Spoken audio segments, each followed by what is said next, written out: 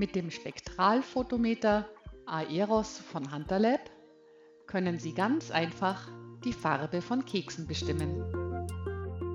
Zur Messung legt man die Kekse ringförmig in eine Schale, so dass der Boden komplett bedeckt ist. Dann verschiebt man den Sensorkopf des Geräts, bis er sich genau über diesem Ring befindet. Anschließend stellt man die Schale auf den Drehteller und löst die Messung aus.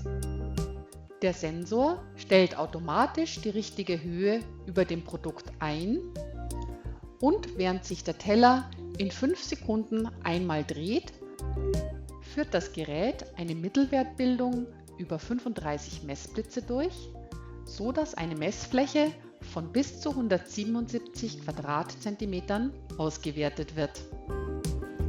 Dies führt zu einem sehr wiederholbaren Ergebnis, das hier zum Beispiel mit den LAB-Werten und den Baking Contrast Units BCU angegeben wird.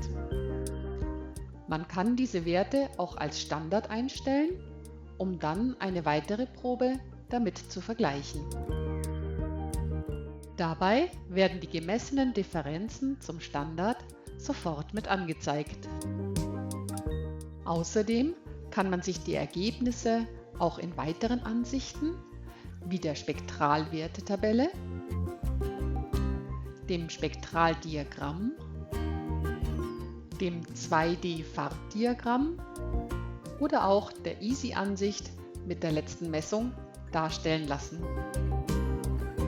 Das Spektralphotometer Aeros von Hunterlab bietet also eine ungewöhnlich große Messfläche, stellt die Höhe automatisch ein, die Ergebnisse werden übersichtlich ausgegeben und können in verschiedenen Ansichten betrachtet werden.